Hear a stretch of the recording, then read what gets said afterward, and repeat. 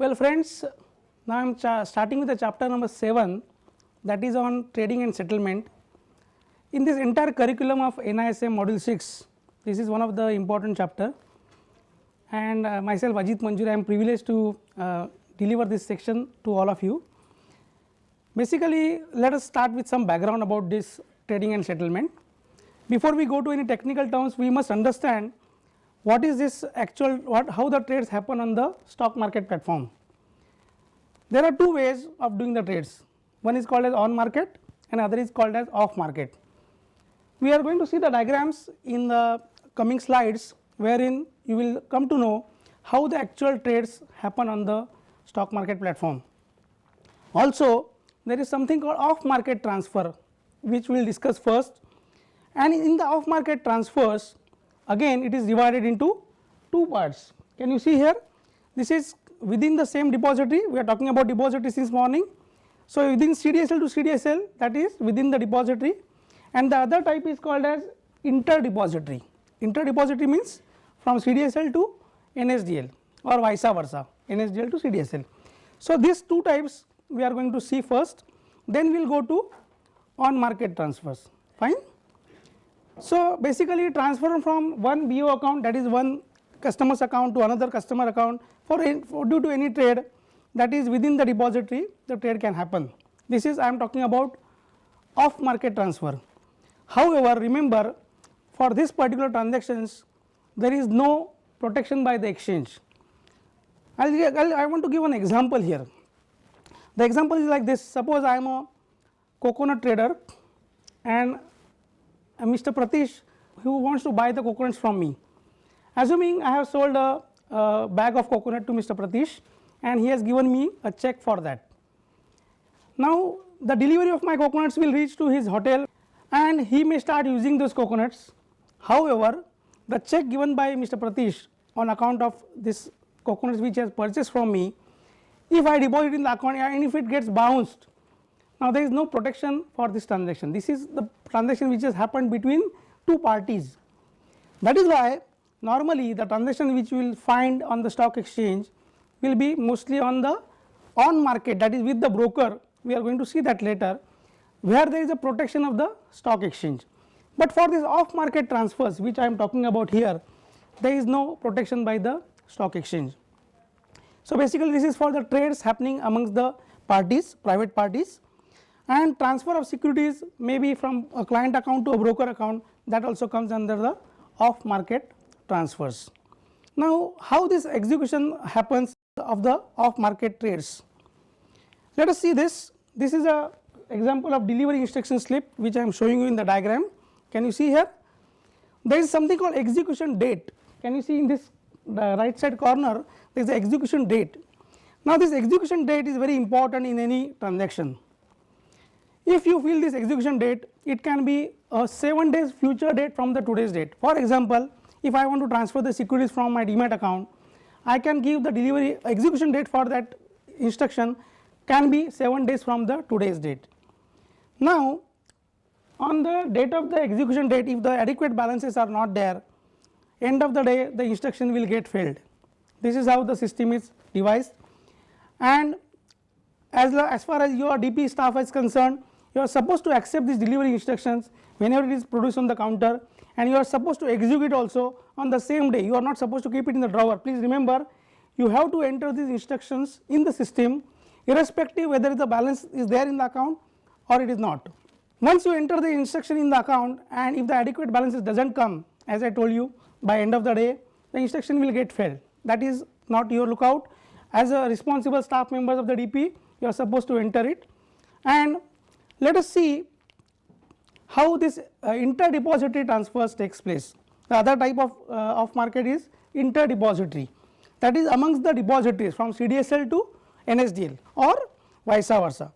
So, SEBI's Act 1996, SEBI's DNP, that is Depositors and Participant Regulations Act 1996, says that you can do such type of transfers because both the depositories are interconnected.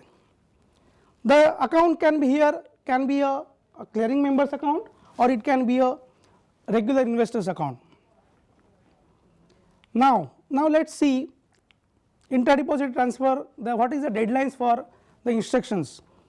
Deadline for giving these instructions is 8 p.m. on the weekdays, and if it is a Saturday you can give these instructions up to 2:30 p.m. Fine. So, these are the basic things you have to remember, though this chapter is very, we call it as a very critical, but if you follow the simple steps in this, I do not think you will have any difficulties. And again you can see this diagram on market transactions. We can divide it again into pay in and payout. They are the two basic components of the settlements. We will see one particular diagram. This will make it very clear for all of you how the exactly shares transfer from one account to another account if it is a on market transfer. Off market we already seen. We will see, we will talk about the how the trades get settled on market, that is when you give the instruction through your broker. Now you may be aware that the transactions in today's scenario we are settling on the T+2 basis, but this has not happened just like that. Earlier the settlement we were doing was T+30 few years before, thereafter we came down to T+15, then T+7, then T+5, then T+3, and now since last few years, that is April 1, 2003 onwards, we are on T+2 settlement. Within this settlement, assuming you do a trade on Monday, this diagram will elaborate that any trade done on Monday it will be settled on Wednesday, because T+1 will be Tuesday and T+2 will be Wednesday. Any trade done on Friday, for example, Saturday and Sunday market is always closed, so Monday will become T+1 and Tuesday will become T+2. So this is how the trades get settled, assuming the Tuesday happens to be any bank holiday or due to any calamity. Normally Bombay we find in rainy season people are unable to come to work. In such a scenario, if the exchange remains closed, then it will be settled on the next working day. So whenever I say T+2, it means T+2 working days. So please remember this, friends. And then this is the important diagram. If you understand this particular diagram, then things will be much easier for you to understand this entire chapter.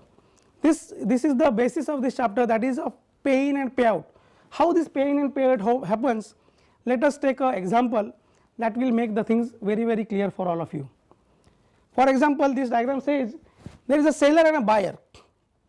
You may be aware now that seller and buyer need not be in front of each other in the electronic area. Seller can be in Mumbai and buyer can be somewhere in Calcutta also. Subhash is the seller, but Subhash directly, can he sell the shares directly to the exchange? It is not possible. So Subhash has to open account, he has to open a trading account with his broker, that is CM, which may be HDFC Bank. So Subhash is a seller who is having account with HDFC. Vijay is a buyer sitting at Calcutta, his account is with ABC, that is Angel Broking Limited. He is buying the shares sitting over there. Now as obviously when seller is selling the shares and buyer is buying the shares, both the clearing members will come into picture. And just for your information, we have two agencies who do this clearing for us in our Indian securities market. One is called as BOISL, full form is Bank of India Shareholding Limited. The other one is NSCCL. This is promoted by NSC. The full form is National Securities Clearing Corporation Limited. So these are the two agencies which do clearing for us, just like RBI is doing clearing for us for all the banks. Similarly, these two agencies take care of our entire clearing mechanism. So we will take an example. Subhash wants to sell the shares, Vijay wants to buy the shares. Subhash has sold it through HDFC Bank, Vijay has given the consideration to Angel Broking Limited because he has purchased the shares. What is going to happen on T+1? Let us understand that first. On T+1, Subhash will have to deliver the shares to his broker, that is HDFC. Vijay will obviously have to give the consideration, that is by way of check. He will give the check to his broker, that is Angel Broking Limited. On T+2, at the morning 10:50, please note down this deadline, 10:50 in the morning, this is called as pay in deadline. 10:50 in the morning, HDFC has to deliver the shares to the clearing house. Simultaneously, the broker, the buying broker, that is Angel Broking, will be giving the money to the exchange. So pay in gets completed early in the morning by 10:50. the on T plus 2 basis pay in gets completed. So the two steps here are, whatever comes into the exchange is called as pay in. Seller's broker gives shares to the clearing house and buyer's broker gives money to the clearing house. Is this part clear? If it is clear, then I can go ahead to the next part, that is payout. Payout is nothing else but a reversal of the morning procedure. Payout happens in the afternoon by 1:30 p.m.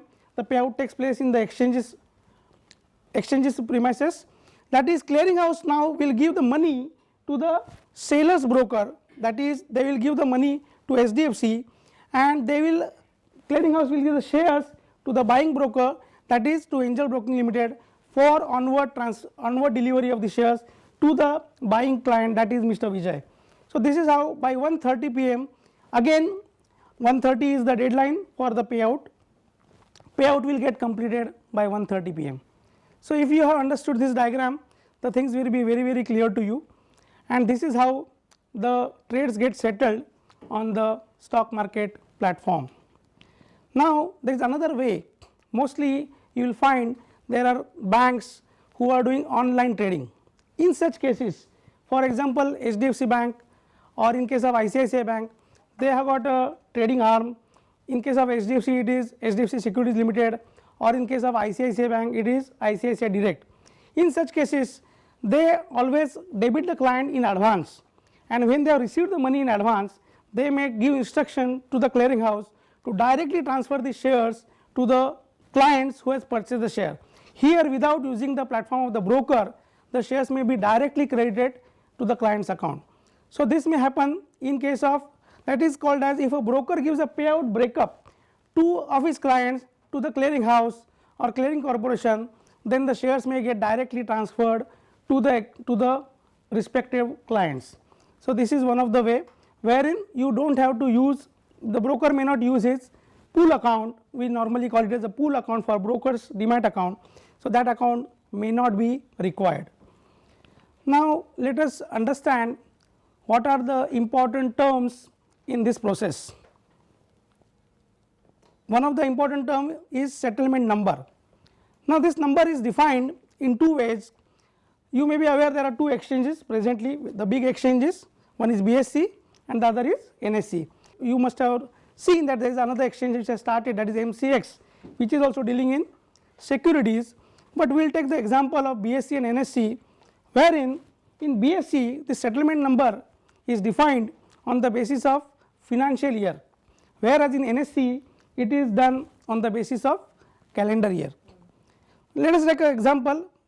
Financial year starts, that is 1st April. Whenever first settlement happens in BSE, the settlement number starts with 1314, that is 1314, this is a financial year, 1314001, this is how it will be defined. So similarly on the next working day it will keep on changing. Similarly in case of NSE, it starts with the calendar year, as I told you. So the January, for example, on the 1st of January the NSE settlements calendar will start. So 2013001 will be the first settlement number for NSE. So this thing you have to remember, maybe the questions may come on the pattern of the settlement numbers in your exam, and it is very important for you to remember how this is defined.